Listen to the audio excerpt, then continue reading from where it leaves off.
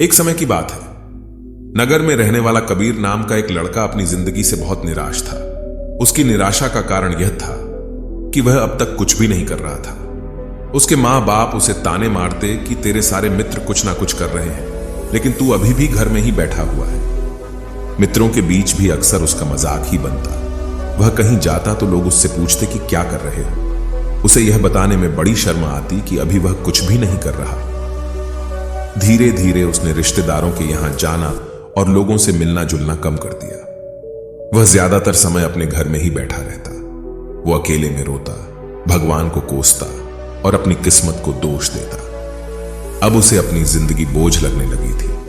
कभी कभी वह सोचता कि जब वे कुछ करने के लायक ही नहीं है तो फिर उसके जिंदा रहने का भी क्या फायदा। उसे तो मर जाना चाहिए। एक दिन वे अपने नगर की एक सड़क से गुजर रहा था। तभी उसने देखा कि एक गुरु दुख के ऊपर प्रवचन दे रहे हैं।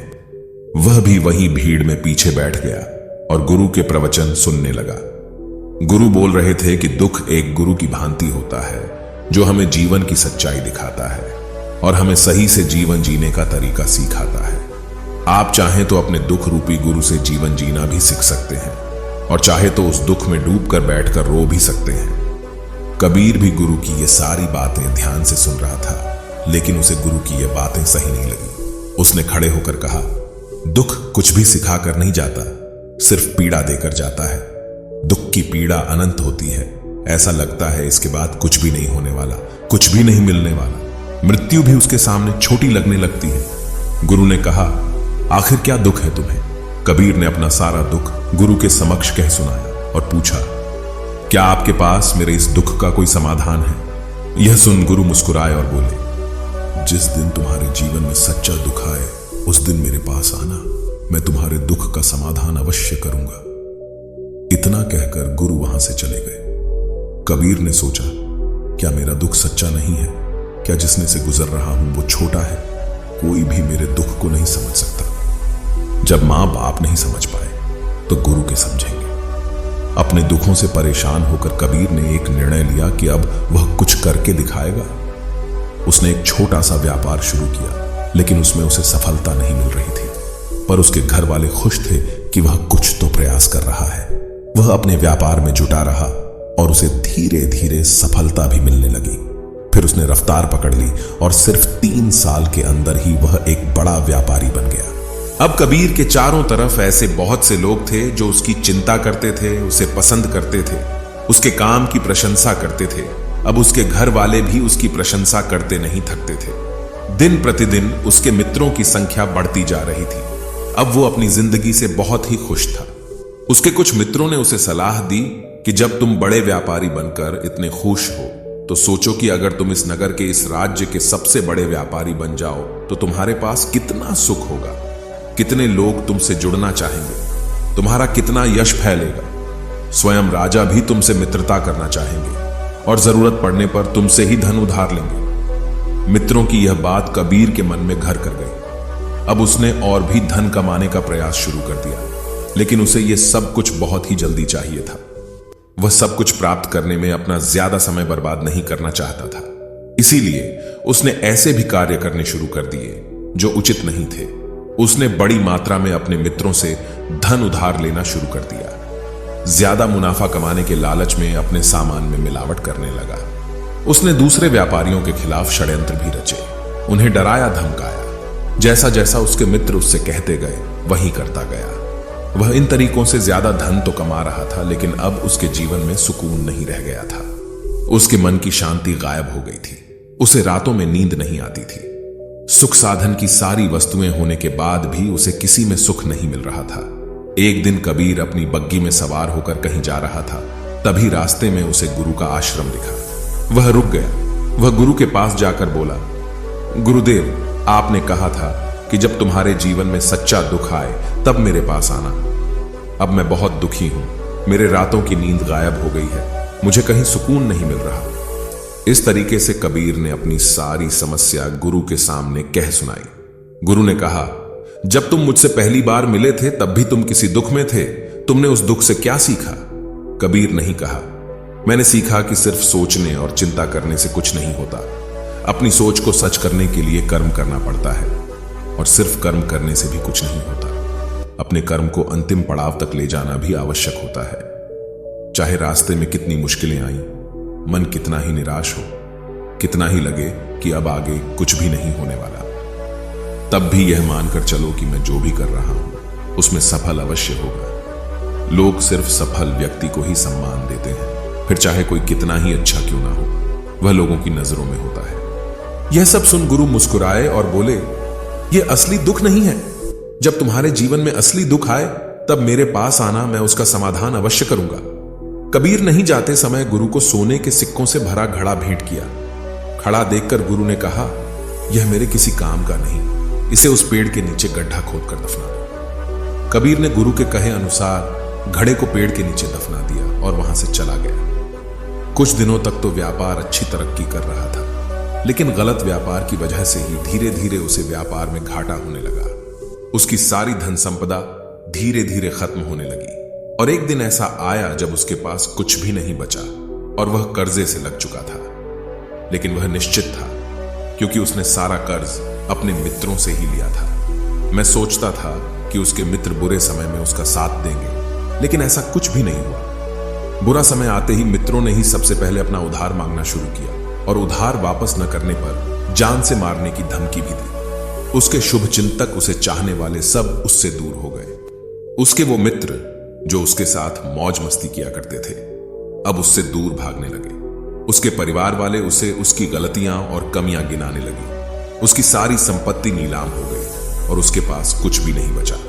उसने अपने पिता से सहायता मांगी तो पिता ने कहा, मेरे पास ये थोड़ी सी ही संपत्ति है, अगर मैं यह भी तुम्हें दे दूंगा तो तुम्हारी मां को कहां रखूंगा? इस संपत्ति हमारा आखिरी सहारा है। कबीर के भीतर बहुत गहरा दुख। उसके आसपास ऐसा कोई भी नहीं था जो उसके दुख को समझ सके, उसे संभाल सके।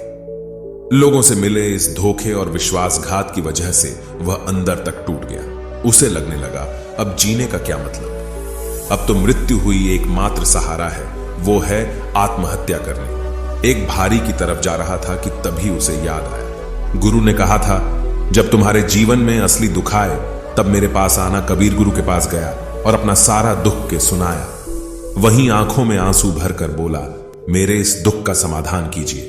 गुरु ने कहा, जब तुम्हारे जीवन में असली दुख आए तब मेरे पास आना, मैं उसका समाधान अवश्य करूंगा। कबीर ने कहा, क्या अभी जो मेरे जीवन में घट रहा है वो दुख नहीं है? आखिर असली दुख होता क्या है? गुरु ने कहा, सबसे पहले तुम ये बताओ कि तुमने अपने इस दुख से क्या सीखा?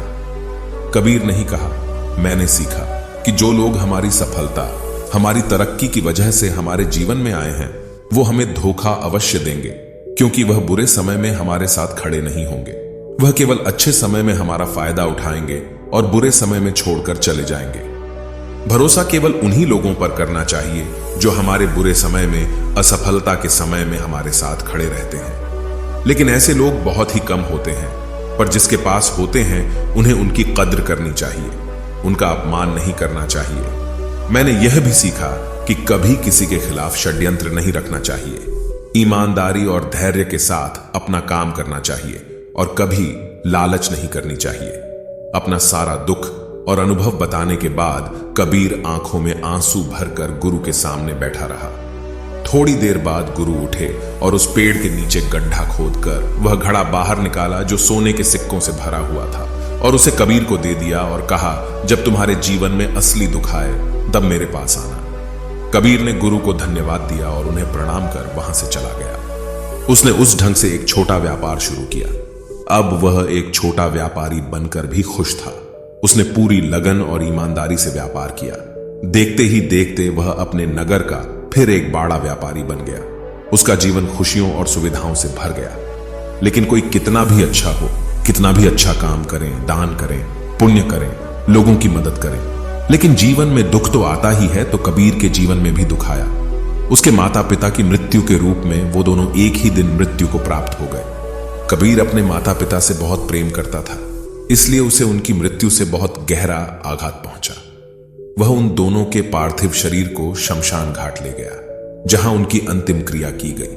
वहां उसने अपने माता पिता के शरीर को जलते हुए देखा तो उसका मन बेचैन हो गया। उसके अंदर बहुत से प्रश्न उठने लगे हैं। घर वापस वापस आया तो उसने अपने माता पिता के घर और संपत्ति को देखा, जिसके लिए उसके पिता हमेशा लड़ते रहते थे। आज वह लावारिस पड़ी है। आज उसकी देखरेख करने वाले, उसके लिए लड़ने वाले इस दुनिया से चले गए। उसके पिता ने जो भी कमाया था, जो भी बनाया था, वो सब यहीं रह गया था। 1 दिन पहले तक किसी से भी अपनी संपत्ति के लिए लड़ जाने वाले उसके पिता आज खुद इस दुनिया से अलविदा हो गए थे। उसका मन इसी तरह के अनेक विचारों के भंवर में फंसा हुआ था। उसे अंदर से अकेलापन और डर महसूस हो रहा था। उसे कुछ खालीपन सा महसूस हो रहा था। उसे लग रहा था कुछ तो है जिससे वो समझ नहीं पा रहा। इसीलिए वो गुरु के पास गया। उसे देखते हुए गुरु ने कहा, क्या जीवन में कोई दुख है? कबीर नहीं कहा, वैसे तो जीवन में कोई दुख नहीं है गुरुदेव, सब सुख है, सब अच्छा चल रहा है, लेकिन आज मेरे माता पिता की मृत्यु हो गई। इस घटना से मेरा मन बहुत दुखी और बेचैन है। गुरु ने कहा, इसमें दुखी होने वाली कौन सी बात है? 1 दिन तो सभी के प्रियजनों को मरना ही है। हमेशा जीवित ना तो कोई रहा है और ना ही कोई रहेगा। एक दिन तो तुम्हें भी मरना ही है। हो सकता है कल ही मर जाओ या आज भी मर सकते हो। कबीर ने कहा, यह आप क्या कह रहे हैं? गुरुदेव कि मैं भी मर जाऊंगा, पर मैं तो अभी जवान हूं। गुरु ने कहा, इस भ्रम में तो सभी जी रहे हैं कि मृत्यु दूसरों को आती है, बूढ़ों को आती है, लेकिन बूढ़ों के सामने ही जवान मर जाते हैं, बच्चे मर जाते हैं। मृत्यु का किसी की उम्र से कोई संबंध नहीं है, तो सबको अपना बना लेती है। गुरु की यह बातें कबीर के मन में घर कर गई और वह चुपचाप वहां से चला गया। लेकिन उसका मन अभी बेचैन था, अब भी था। वह कुछ खालीपन सा महसूस कर रहा था। वह पूरे दिन अपने बारे में सोचता रहता कि वह कौन है, इस दुनिया में क्यों आया है। क्या सिर्फ चीजों का उपयोग करना और मरना ही जीवन का लक्ष्य है? ऐसे ही बहुत से प्रश्न उसके मन में लगातार उठ रहे थे, लेकिन उसे अपने किसी भी प्रश्न का उत्तर नहीं मिल पा रहा था और उसका दुख दिन प्रतिदिन बढ़ता जा रहा था।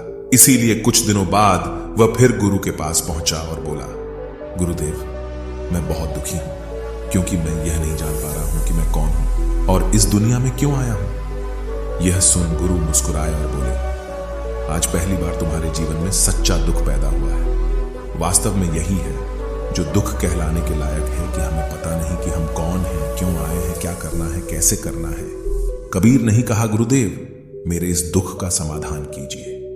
गुरु ने कहा, हम सभी इंसान जीवन भर का इकट्ठा करते रहते हैं। कबीर नहीं कहा, हम सभी इंसान जीवन भर धन, संपत्ति, मान, सम्मान, परिवार, मित्र, शत्रु, पद, प्रतिष्ठा इत्यादि इकट्ठा करते रहते हैं। गुरु ने कहा, क्या इन इकट्ठा की हुई सभी चीजों में से एक भी चीज को अपने साथ ले जा सकते हैं? कबीर ने कहा, नहीं गुरुदेव, इनमें से कुछ भी साथ नहीं जाता। मेरे माता पिता के साथ भी कुछ नहीं गया, सब तो यहीं छूट गया, हर परिवार, संपत्ति, सब कुछ। गुरु ने कहा, अब मेरी बातों को ध्यान से सुनना।